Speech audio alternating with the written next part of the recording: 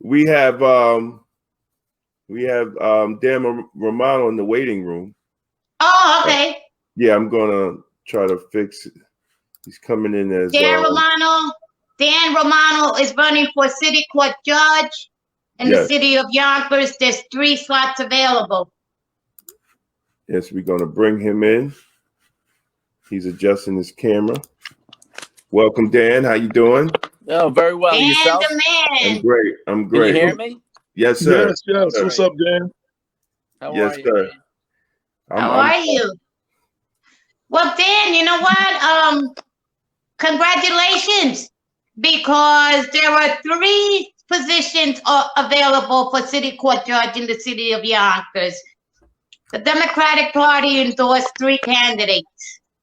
You, unfortunately, was not one of those candidates that was endorsed, but you won by a landslide the primary.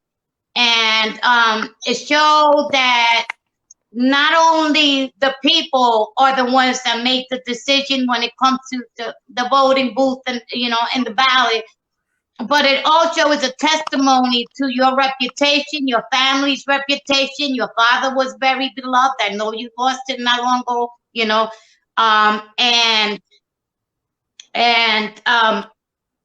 you got a wonderful team behind you. I know that I've spoken to the chair of the Democratic Party, and ain't nobody bashing you. And I think that people have accepted the fact that Dan is the man, and hopefully you're gonna win the November general election as well. And welcome. Thank you, Lorraine. Thank you so much. Thanks for the kind words. I'll send you the bill. you mentioned the fact that I have a good reputation in the city, and yes, so that's built on over 30 years of just my experience as an attorney in the city of Yonkers. If you go back to my older brothers and my father, we built a reputation since the 50s, helping people, helping all kinds of people, mostly people that need the economic help. They couldn't afford an attorney to pay the kind of prices that most of these attorneys charge.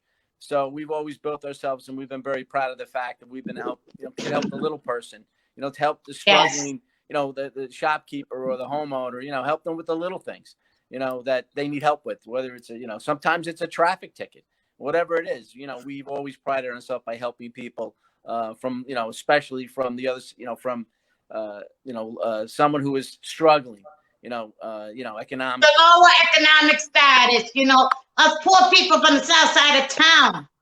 Yeah. That's pretty accurate. Yeah. AJ? So y'all have to excuse me. I'm having Wi-Fi problems. If you notice, I bounced in and out a few times. I had to switch from my laptop to my cell phone. So I think I made the adjustment, and I think I'm good now. Lorraine set it off pretty good. We're seeing a lot, like the Democratic Party puts out nominees to who we should support. But we're seeing in these last few election cycles, the people are saying who they want, regardless of who the Democratic Party is trying to shove down our throat. Westchester is one of the few places where the party actually nominates people before the people do. You know what I'm saying? Like, usually you have to win the primary and then you're the nominee. In Westchester, they tell you who their choice is, and that's who you're supposed to support. But you are an example of the people saying, no, that's not who we want. This is who we want. And I just want to speak on that a little bit. Yeah, thanks, AJ. Well, if you think about it, I'm in that position, and even Karen Best is in that position. Yes, my girl. Yes. Prior to that, I mean, look at Tasha Diaz. Right. Look at Shanae Williams, and these are women of color. So the people spoke, and I think it's a great thing that we were able to overcome and get our voices heard and get out there. And thank God for the democratic process in the end, because otherwise, they'd be picking all the judges, all the leaders, all the council people, and it's great that isn't happening. You know, it's fantastic. And if you just look at the people they're picking, I think you'll get an idea of who the people really want to see up there. Right. And I had mentioned to both Vereshako and Karen Best when we had them on the show, you know, predominantly most courts have been filled with white men. And now in the last year we brought our first Latina, and we have a chance to have two African American females. Like, the court for the first time is going to start looking like the community, more like the community. And usually, traditionally, it's been, you know, filled with white men, and that didn't always represent what the community looked like. Yeah, no, I agree. You know, it's funny growing up as a kid. You know, my dad was a pretty successful attorney, but you know, he always talks about certain judges that he was close with, and one was Harold Wood, and I don't know if anybody knows Harold Wood, anyone on the panel, but he was the first African American state Supreme Court judge elected in the county of Westchester. And you know, even Joe West grew up on Maple Street with my dad, and he was another, you know, county court judge out of Westchester, you know, African American. You know, that's the type of thing that we've always pushed for. You know, we've always, you know, it's been to us, you know, I'd have to say it's been a great experience helping those gentlemen get on the bench. Great legal minds, and we're always proud to do that. And now it seems as though, you know, now the women are being pushed forward, which is a great thing too. There should be more women on the bench. I mean, that's always been a cry of ours throughout the years. You don't see enough of that, and now you're seeing a lot of it, and we think it's great. And I think another reason, you know, I put everything before George Floyd, after George Floyd these days, and we're seeing a lot of, you know, calls for criminal justice reform. And while marching is good, this is one of the ways you can help criminal justice reform, by getting more people that represent the community into the courts. I agree. And I also think you need more people that represent the community on the police force and on the fire department. Absolutely. I think, you know, I really believe that, because, you know, if you go into a burning building, and if no one speaks Spanish these days, especially in South Yonkers, you got a problem. You know, you need more, you know, more people of color involved in those, you know, in the police department, in the fire department. And I know those are plum jobs right now, but you really need to push that aspect. To me, I think that if you pressured some of these politicians to make more hirings, minority hirings, that would help a great deal. You know, the kids on the street, when they see a police officer, you know, say a white police officer, they may react differently than if it's a black police officer. You know, and they need can't relate. Yeah, you know, when you got, and if they're from Yonkers, you know, if you grew up here and you're a person of color, you know the streets, and I think it's a great thing. I think they ought to promote that. I think they ought to push that more. You know, but that's what the politicians need to do. Yeah, they have a lot of work. Hopefully, the police reform, the executive order from the governor will see some change in these police reform packets that's supposed to be sent up by April 2021. I hope that it won't be politics as usual when it comes to that. But this is my first time meeting you, Dan, and I don't know if you also know, I've been in law enforcement for 30 years in corrections. We have a mutual friend from New York City, from New York City Corrections, Vincent Capers. Yes, Vinny Capers. Yeah, that's my partner. I've known him for a long time, and actually we live now in Middletown in the same complex. But I've known him. Cool. Yeah, I've known him for many years, and we've been in organizations together, the Grant Council, and in different organizations. So he talks highly about you, and I wanted to say, my organization, Blacks in Law Enforcement of America, we also announced the support, and we also this week we'll be sending out a press release supporting you. And let me read it out. So I don't want to mess it up because I just wanted to say that. Right. Thank you. Yeah, supporting you, Karen Best and Vera Shako for Yonkers City Judge.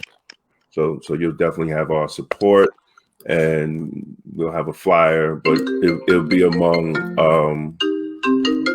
it'll be among other elected officials that we feel the need that we could change, in this George Floyd era, take advantage and turn the corner on this, on criminal justice and having a justice system that represents everybody. Yeah, I couldn't agree more. You also Black Westchester is also making our endorsements, and the new issue of the paper is coming out, and it's the back page of the paper, and again our endorsements are you, Karen Best, and Vera Shako, in addition to Mimi Roca and others. And it'll be on the back page of the newspaper, so everybody who gets the newspaper will see our endorsements. The paper comes out within the next 72 hours. The paper should be everywhere, and you'll see you have our endorsement as well. Black Westchester and People Before Politics, the radio show. Thank you so much. I really appreciate it. It's great to have such support. I have to tell you, it takes a load off. It's been a tough election. It's been a long election. Can't wait till the end of it, but I really appreciate the support. Now, let me ask you a question. We had Karen Best on the show, and she had wrote an editorial, which made me want to have on the show. We were going to have on the show anyway, but to talk about that. And she was talking about, one, not having the party support in the beginning, but after winning the primary, still not having the party support. They're supporting one of the judges who didn't win the primary over her. Did you see any of that, or has the party been more receptive to you after you won the primary, or you're the same resistance? I would agree with some of that. I mean, at the party, once I won the primary, I had the support of the party. I'm not going to say I had 100% of the people, but I had the general support of the party after the primary. And I don't know which judge who lost the primary you're referring to, but I don't think the party itself is supporting him. I think that he had some outlier, supporters that, may be party members, but I don't see that the party is supporting him at all. Right. I had a problem with that overall, because I know from the 6 years we've been doing Black Westchester, one of the things that the county party and the Mount Vernon City party has always got on me about, Democrats are supposed to support the people that win the primary. And you know what I mean? And all these supposed to all come together, which doesn't always happen. And the fact that we have also endorsed people that were not supported by the party, we got flack by that. So I was like, it would be very hypocritical for the party not to support their own primary winners. You know what I mean? So no, I understand. In general, I found support, and I think Karen in general has found support. I mean, there might be a couple, like I said, there might be a couple of people left over from the primary that, have a different agenda and don't respect the fact that we won the primary. There's always that. I want to give up. Yeah. And you're one over two sitting judges who are incumbents, which is very strong. Yeah. Well, thank you. Yeah, it goes. It's a testament to the party, to the people want to change. They don't want the same old anymore. And it's a good thing. I think it's going to be a great bench once if we all win the election. If the Democrats win the election, it's going to be a great bench in Yonkers. And the sky's the limit. You think about it. You're going to have 3 women. You're going to have 3 people of color. You got a Latino, a Latina. That's amazing. That's an amazing demographic on the bench, because you almost never see that. Especially more than Westchester. Westchester in the north of the city. So I think it's great. It's a testament to the party now. The general public of the Democratic Party, that they've gone out and they've elected us. Do you see? Now, I know I can't speak in broad terms, but I've seen certain things the city of Yonkers is leading the way again with the rebuilding of the court, making it look more like the community, being the first of the 43 municipalities to have a Black Lives Matter mural. It seems like Yonkers is trying to turn that corner, because there's been a lot of situations with segregation and all those other cases in Yonkers. Yonkers looks like it's trying to turn that corner and trying to lead the way in this, the new days we're in, this new time that we're in. Yeah, I mean, I'd have to salute, Mayor Spano, but he's been more proactive than most mayors. He's formed the police reform committee. I know they started the body cameras. So it looks like the politicians are taking the right steps to try to head off anything and actually make a difference. Which is a good thing. So I have to say, so far, but remember, we need concrete results. We need to see some real changes, not just talk.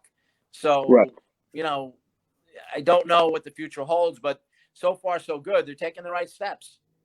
And that's the other part of what I was going to say. It is the right steps. It looks like they're trying to turn the corner, and the time will tell. And I'm hoping that this is not just symbolism without substance, that this is actually where it's going to go. But time will be the judge. History will be the judge on that right now, Yeah, I would say just keep an eye on them.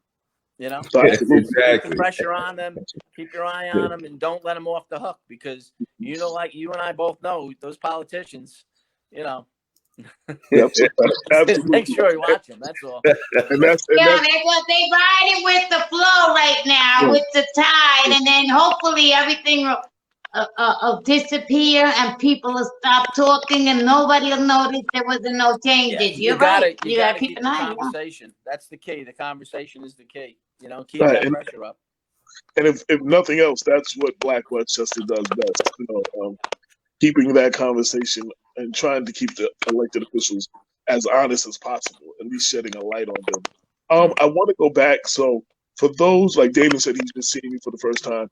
For those in our audience that are not familiar with you, what made you decide to run for city court judge? How did we get here? I raised my family here in Yonkers. My kids are out of school. My son just took the bar exam, so I've got another Romano in the hopper. And I just thought it was time. I helped a lot of people behind my desk, and I just thought it was the time. With 30 years of experience, I'm not a young man. And I said, you know what? Let me go try to help some people as best I can. And I think I do a better job on the bench than behind my desk. Right. How long have you been practicing in the Yonkers City Court system? Almost 33 years. Oh, wow. Wow. No, I see one of the things that also inspired me. Well, first off, Lorraine Lopez has been your biggest advocate in our circle in support of you from the beginning, even before the primary. But one of the other things that was impressive and that I looked for, you had that WV by your name, WF, you had the Working Family Party support. Yeah. And that means a lot, especially in this, this new era that we're in, this criminal justice, gaining their support. How important was that? And you also had the Independence Party. I think it was very important. I mean, to me, those are two important parties that, representative of the community. That is the wave that's coming through. Like when you mentioned, that's pushing up and gaining more traction. And I think it's a great thing. Yeah, because I think we're in this stranglehold of the two-party system. And in Westchester, it's almost like the Democrats have a monopoly. I made a joke, I think, in the last show.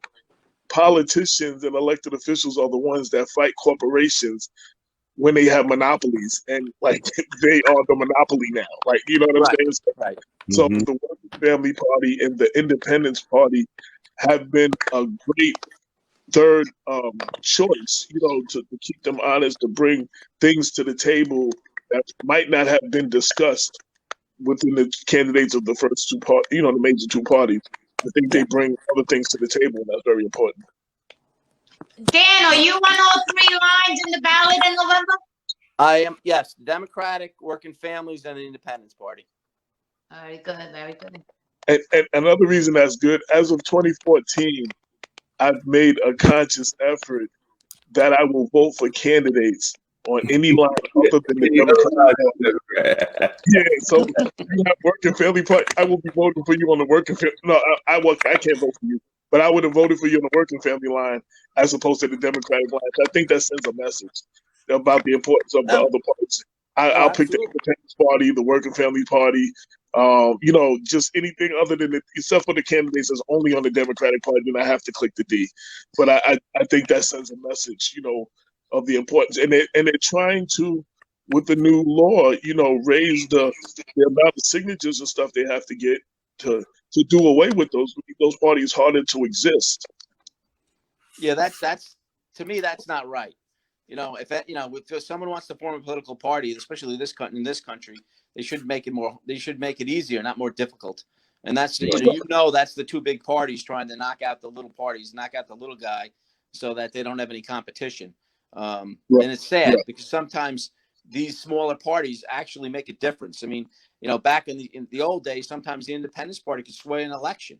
It all depends, and I think they're big lines, and I'm very happy to be their candidate. Absolutely. Exactly. I mean,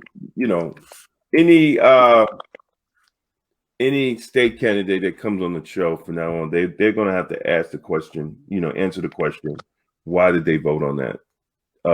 And why was that? And why was it changed from 50,000 to 150,000? And to make it every 2 years now that they have to get it is going to be a huge leap for these minor parties, man. I think it's an attack on democracy here in New York, because I know there was a big push for open primaries, and I guess that was the response from our Republican and Democratic parties in New York. So it's going to be interesting moving forward. And how the minor parties react to this, because now they're stuck in the corner. Usually they got to support the sitting the incumbent, the incumbent. So we'll see how that goes, and we know there's no love lost between Governor Cuomo and the Working Family Party. So that's historic. David, did they appeal that? Yeah, they said, I think they took it to court. So, I mean, how long is going to stay in court? So we got to see, but I really think it's the face. Yep. Hey, Dan, do you remember Dr. Cavallo? Yes. These two guys are very good friends with him. Yeah, Cavallo was a great guy, man. I learned a lot of politics from Cavallo. Just being underneath him, I made enemies too. Absolutely. It comes with the territory. Absolutely. But go ahead, David. Yeah, but he was the only chair in Westchester County that came out in support against police brutality. And a lot of people don't. He's the only party chair. We couldn't get Reggie Lafayette or any local city committee chair or any other chair of a political party in Westchester to come out and support an issue of police brutality when the 4 state parole officers had guns pulled out on them over in Rockland County. And Benita Zellman, a lawyer that I was working with when we filed a federal lawsuit, Dr. Cavallo came out in support, and I think that shows his character and who he was as a person, to come out and stand, while all the other ones stay away. So big shout out to Dr. Cavallo, man. It's all about integrity, David. Yes, absolutely. Dan, how long is this term? How long is the term? 10 years. Yeah, city court judges 10 years. Now, I know there's a lot of questions as a judicial candidate that you can't answer. So let me ask you something you can answer. Who is Dan Romano, the person, not the candidate, the person? That's a good question. You know, I'm a father. I'm an attorney. I like to think of myself as a humanitarian. Done so much. I've done tons of pro bono work. Basically, I'll tell you what. Growing up, people used to say, "Well, you're a lawyer. You have a license to steal." You know, and my father used to say to me, "No, no, no, no. You got that license to help people. You have to help people, right? That's what that license is for. So you go out and you help people." And that's what, you know, I've dedicated my life to doing, whether it's small businesses, you know, individual people, you know, some of the organizations have helped out, you know, whether it's the PAL or, you know, some of the Italian clubs or the Portuguese clubs or the Dominican clubs. You know, we've helped all of these, some of the churches, you know, we've helped them establish their charities, things of that nature. And we've always given, you know, I've always given back to the community. And that's, you know, I hate to say, you know, I was a Boy Scout. I hate to say I was a Boy Scout, but I was a Boy Scout in those terms. You know, you just help people. That's, you know, that's what it was about. That's how I grew up. And that's what I believe in. And, you know, going forward, that's the kind of judge I want to be. I want to be a judge that understands the people that come in front of them. You know, I understand where you're coming from. You know, I want to be that kind of judge that I can sit there and I can see somebody and say, all right, I understand what you're talking about. I'm going to give you the time to talk about it, and I'm going to have compassion, and I'm going to understand you, you know, and that's always changing. I mean, because you get all kinds of people in front of you. So the understanding part is a constant thing, you know, when you get new, you know, new defendants or new plaintiffs, you know, in front of you every day as a judge, or tenants or landlords or whoever it is. So. You know, it's funny you said, you know, I hate to say it, I was a Boy Scout. That used to be a thing of pride. I was a Cub Scout, and then the early years a Boy Scout. And then, you know, I never followed up after that. I got into other things. But that used to be a pride. You know, you were part of the Boys. Now it has a negative connotation with some of the things that they're being accused of and all those things. Commercials, the commercials. Yeah, it's a shame. Yeah, it's sad. It's sad. I actually, all my brothers, my two older brothers were Eagle Scouts. I mean, right. Yeah, I never got to that point. You know, yeah, I did Cub Scout, did a little bit of Boy Scout. I never made it to that point. Yes. Yeah, I mean, we in Boy Scout camp, you know, you'd meet kids in other different communities, like the Mount Vernon troop would come in, or the Bronxville troop would come in, and you all had to work together to achieve some common purpose. So, you know, that's a great experience, and it's sad that it doesn't exist anymore. Learning wise, it was very helpful. You learned so many different things on how to survive in life and take care of things. You know, you didn't have to, you know, you didn't have iPhones. You know, you couldn't Google something. You had to figure it out on your own. And that's kind of what Boy Scouts taught. But, you know, these days, of course, there's a negative, you know, connotation. But, you know, that's how, you know, that's how I feel, you know, how to carry myself. You know, you open the door for someone who's come, you know, to the, you know, someone who's coming into the store. You just go out of your way a little bit for people. And you know what? Your day is going to be that much happier. You know, even if they don't appreciate it, it's okay. You know, you just try to do the nice thing. Absolutely. My parents moved me. I was born in Mount Vernon. My parents moved me to Suffolk County, Long Island when I was 7. So from 7 to 14, I lived out there, and that's when. So I was in Suffolk County. So you can imagine I was exposed to a whole lot of people I normally wouldn't have been in the Scouts. You know, just the different towns and municipalities out there, and it was a different experience altogether, which I'm grateful for because of all the people that I was exposed to, all the experiences that I was exposed to. So. I definitely, you know, I wish that they were what they used to be, you know. Dan, question. What is your position on alternatives to jail? I'm talking about drug court. I'm talking about rehab. I mean, those. I listen. The last thing you want to do, in my opinion, is send someone to jail. It does, you know, as much as they can tell you, you know, you want to help the person. You know, you throw them in jail. What do you got? You know, all you're doing is perpetuating the cycle. You know, making them better criminals. So, right. anything, and you know, and you know, the guys in corrections know this. You know, you got to stop the cycle. That's the key. So to me, anything you can do, whether it's youth court, you know, a lot of the problems stem at school. So I think the kids in high school, you got to step in and start some programs there so they don't end up in the system. But I'm for all of that. If you can, Lorraine, if whatever things that can work, I'm for it. Mhm. The last thing I want to see is some kid going to jail, because I've had friends of mine and they ended up like that. And Right. it wasn't a good thing. You know what I'm saying? I never saw them. It never helped anybody from what I could Right. tell, from the kids that I grew up with, that I was friends with. It's a sad thing, but some kids, that's the way it goes. But normally anything, Lorraine, any system, any program, and I'm a big believer in helping figure out different programs. I remember I had what's that?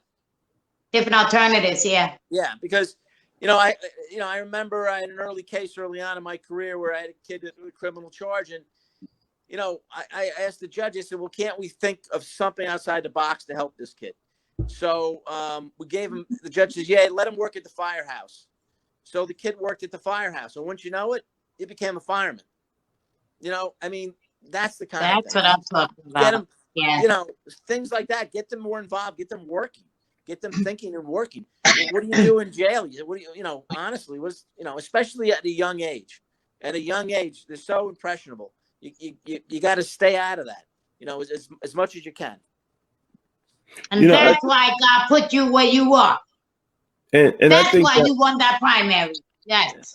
I think down the road, Dan, like judges like you, there's a lot of good people on the bench now that are forward thinking. I really hope that the politicians, those who make the laws, will sit down and start talking to the judges, because right now we have more programs in jail than we have in the street, and I think that's sad. And I was kind of upset, with the whole COVID thing. I was personally against sending people out in the street because there wasn't no help for them. How are you going to let 150 people out to homes that don't have jobs, to a government that is closed, and think that we wouldn't have a result of crime and violence because there's no support. So, I really think that moving down the road, even with this bail reform, that the politicians will sit and talk to the judges and find and get some input from the judges and from those that are on the front line, the grassroots organizations, when they decide to make change some of these laws, so it will act, so it will be more substance than symbolism, because I think we really need to move forward, and I hope that they reach out to judges like you, that have the mindset, of true reform, because what you said, yeah, we can't keep putting people in jail, but we still have to have the proper programs for them, as an alternative. And if we don't have those programs, they're not putting the correct money in the programs, then it's just gonna be another failed opportunity. Yeah, I agree. That's very powerful what you said, Damon. I never really thought about that. Like in these elected officials and politicians making legislation, they should include judges in the conversation, because judges sometimes have their hands, they may want to help more, but they have to go by the current legislation. There's sometimes you have to follow, this is the law you have to follow, and the judges should be more involved in, especially the progressive judges should be more involved in the policy making, at least having their voice heard before legislation is made, having some input. I think that's very good. And that's a conversation that I don't think I've heard many speak on before. I've never heard it. I've never heard anybody make that suggestion. Right. Well, yeah. Go ahead, Dan. No, go ahead. They didn't, when they passed the last legislation, from what I understood from a lot of the judges, is why didn't they ask us? Exactly. I mean, I was dumbfounded. I said, what do you mean? They go, they didn't ask us. And some of the district attorneys also said the same thing. They said, don't worry about it. So it's a problem. You know, when you pass that kind of legislation, everyone should be in the room. Everyone should be talking. Everyone down the line. You know, so we're all on the same page. We all want the same result. We all want to help everybody, and we want to get the system straightened out, because obviously a lot of parts of it aren't working. No, it's not. A collaborative effort. Yes. I mean, it was a good, I mean, when you start talking about people that do crimes to survive, steal food, things like that, we get it. We get it.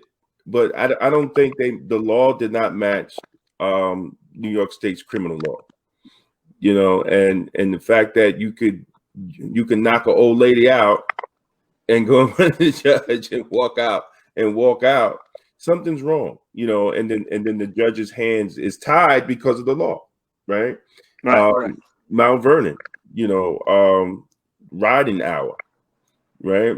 He was arrested before he was arrested over 33 times, for arson before, enough was enough, and they figured out a way to lock him up, but what after 33 times of setting fires and putting people and making some families homeless, this guy's, it was amazing. It was amazing. But everybody blamed the law, but still, you can't make laws like that without talking to the judges, without talking to people that's grassroots. And sometimes the politicians in Albany do that, and even us as black law enforcement, we scream. We like, nobody has reached out to us and asked us anything, so I think moving forward, I don't know. It's like, is there like a judge organization?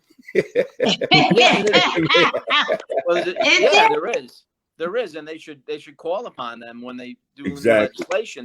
The state legislators have, they should absolutely do that, and hopefully they'll do that in the future. At the city level, there's not a lot we can do, right? But certainly, state Supreme Court and Appellate Division, Court of Appeals, they can all chime in. And hopefully things will change. I mean, New York loves to kind of just, throw it against the wall and see if it sticks. And that's kind of what they did with that bail reform. And but it was a long time coming. I mean, I can't tell you how many times I've seen clients, they'll put $500 bail on him. The guy has no money. Right. What are you doing? And he didn't commit a serious crime. Right. I don't understand, but that used to be that, what they used to do. So, hopefully that'll all work out in the end. I think they'll get on the right track. Yeah. Now that you brought that up, every time we have candidates running for state office, assembly and state senate, we have the elected officials on, I'm going to make sure that I bring that up. I'm going to bring that up to those, that's going to be a new question that I initiate conversation on with them as well. Good idea. Yeah. Dan, I benefited from the tax program. Oh, did you? Yeah. And you know what? They were good. You know why? Because I messed up a couple of times. And had they brought me in front of the judge, they probably would have locked me up. But they were good. They were compassionate. And they even stole a car and drove me all the way up to Saugerties, and I had a visit with a couple of nuns, for a couple of months, and this place they sent me, and the nuns were really mean, but I learned, and they saved me. They saved, I got to teach you the city. I went from the, and if it wasn't for task, who knows what, because I'm a product of my environment from the South Side. So who knows where I would be today if it wasn't for that. That's what I'm saying. When you say that, that touches me. It really does. Because there's a lot of young kids out there, a lot of young women, a lot of young men out there that can benefit from somebody to just hold their hand and guide them to the right place. Especially the young kids. Yeah. I was young. I was under 18. Yeah. You know what's powerful about what she said? So she went from that to now everybody running for judge in Yonkers has to come on the show and be interviewed by her. Like Wow. that's But like it's also a testament to her character. right, Thank you. right. But without those second chances, she wouldn't Yeah. be here to bring that up. She wouldn't be here to represent that. And how many more with second chances could be that or something else? And I mean, that's just a testament to those second chance programs and those alternative programs. No, I think a lot of us have gotten second chances. Well, I'm always thankful for another chance because I blew a few second chances. So I'm always thankful for another chance. So, I've definitely messed up some second chances. But a lot of us, three of us, if you judged us in our teens, we wouldn't be who we are now. There would be no Black Westchester. You know what I'm saying? If we were only judged by some of the actions of our teens, if we didn't have people, mentors in our life and people that saw something in us and, gave us second chances, we would not be here. There would be Black Westchester in this form right now. You're right. So is there anything we haven't asked you that you want people to know? I know we have 22 days or 23 days left before the election. How can people find out more about you, follow you on social media, donate, or volunteer for your campaign or whatever? Yeah, if you go on my webpage, Dan Romano for City Court Judge, you can find out any information about me. You want to volunteer, you can go on there and put your, volunteer, put your credentials in, and we'll contact you. If you want to make a donation, also on that page.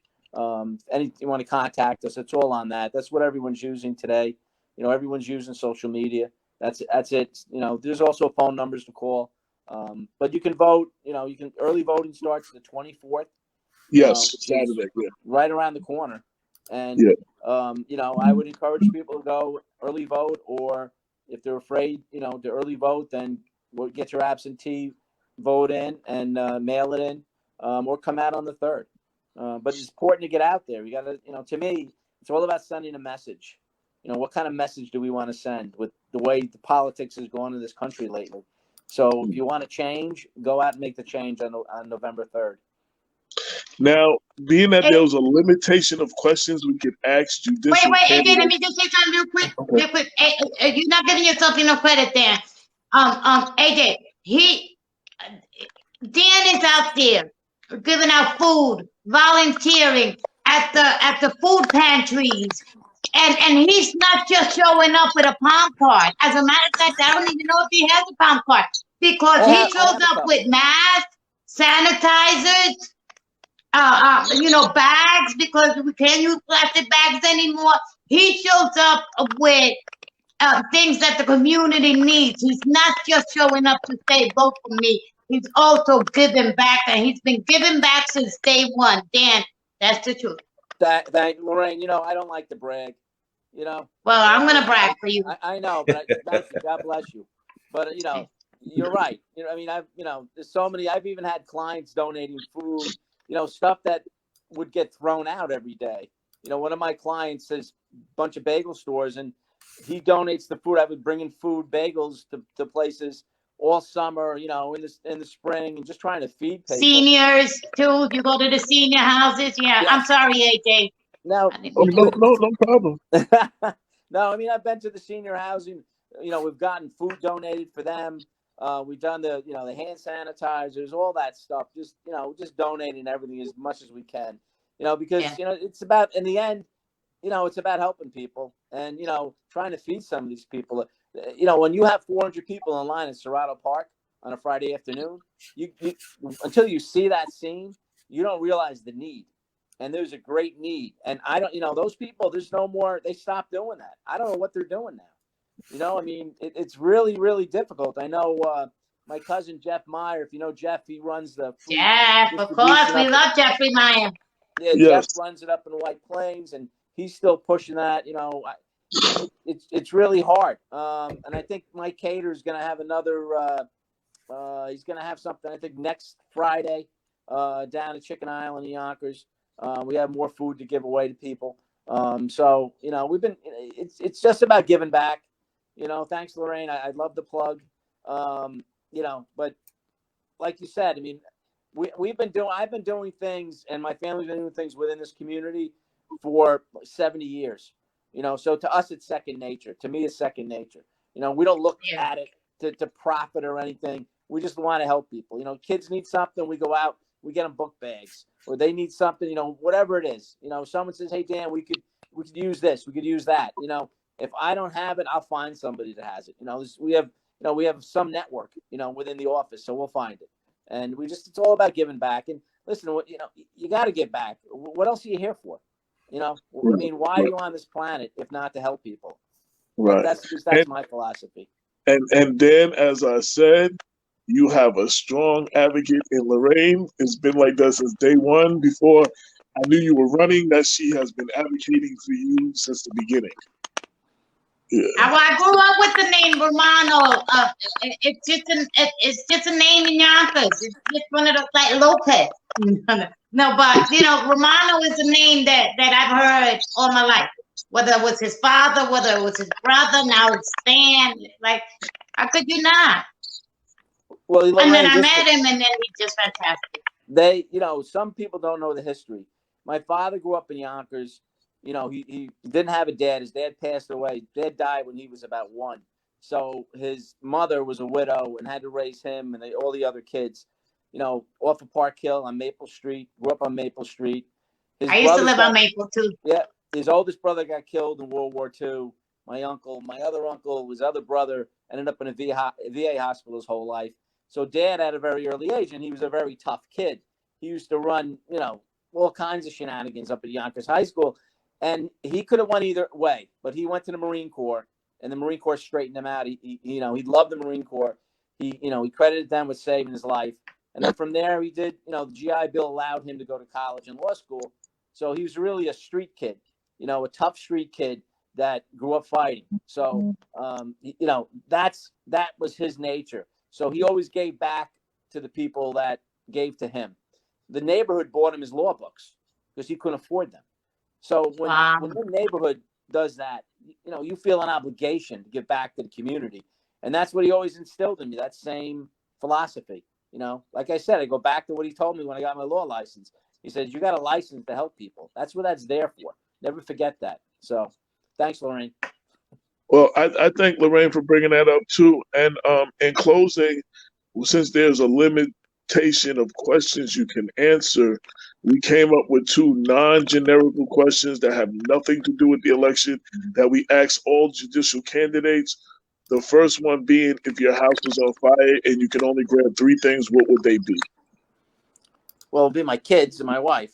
Okay. You know, not in that order. I mean, you know, Good my answer, kids and my answer. wife. To be honest with you, you know, I've heard that question before, and it's funny. People will say, "Oh, I'll get my computer. I just get my kids and my wife out. That's it. There's nothing else I would want to get out. Let it go. That's what's up. You know, even my cell phone, whatever. Everything else is replaceable. Exactly. People aren't replaceable. So That's what's up. And if you were a superhero, who would you be and why? A good one. These are those kind of questions that candidates can't prepare for. That's a tough one. You know, I was always partial to Spider-Man. But if I had to sit down and think about it, you know, Daredevil was a blind lawyer, I guess. Yes. I guess you know, and you know, he suffered from a disability, you know, and they kind of masked that in the comic. So I guess maybe Daredevil. You know, because you see, you know, he sees the discrimination. You know, it's a subtle thing in the comic that you don't really pick up on. But he, you know, he laughs at the discrimination, of course, because he's a superhero. But you know, people discriminate him because him also because he's blind. So I'd have to say Daredevil. Mm-hmm. That's the first time anyone said that. Yeah, I've asked this question not of just elected officials, of celebrities and stuff for over 20 years, and that's definitely the first time I got that answer. So Because Dan is unique. anything else we didn't ask you in closing that you'd like to tell everybody? Just to make sure you come out and vote, and it's a hard road to run, for office. Putting everything out there. A lot of people will say to me, well, "We don't know you." Many people do, but I'm a father. I raised my kids here. My kids are older now. I've done the gamut with soccer games and all the rest of it growing up with the children. But I'm born and raised in Yonkers, lived here my entire life, worked here my entire life. And I believe I'm part of the community. And I know the community of Yonkers is very diverse. And I'm in touch with just about every aspect of it. So, to me, it's all about inclusion and not exclusion. I think we're stronger if we include everybody and, we learn from everyone, because everyone has something to offer. You don't care what anybody says. Everyone's got something to offer within the city of Yonkers. And we got to make this city great again. It's a great city. We got to push it through, and come out and vote on November 4th. I like the November 3rd. November 3rd. Right. November 3rd, right? November Right. 3rd. I like to thank you for taking the time to appear on the show. And if I can quote Damon, we always like to have persons of character and good conscience over just persons of color. You know what I'm saying? So when we have somebody that has all of that, it's a good thing. So I'm looking forward to see what you do on the bench and when you win. And good luck, and thank you again for being on the show. Thank you so much, everybody. And you're We'll see welcome. you at the victory party. Okay. It's hard for judges, to talk about anything, but you're welcome to come on the show. I have no clue what you're going to talk about, but well, in the future, it may be something may come up. You may want to find out the perspective from the bench. I'd be more than happy to appear for you guys if you like. Absolutely, that's great. I would appreciate that. And if there's anything for any reason that you need to get out a perspective or something, utilize us as that venue. Oh, thank you so much. Like if they do that judges collaboration with people and stuff, and you need to get the message out. Oh, absolutely. Yeah. No, that's 100%. Thank you so much, everybody. All right. Have a good night. Have a good night, sir. All right. And Godspeed. Good luck. All right. Thank you. Thank you. And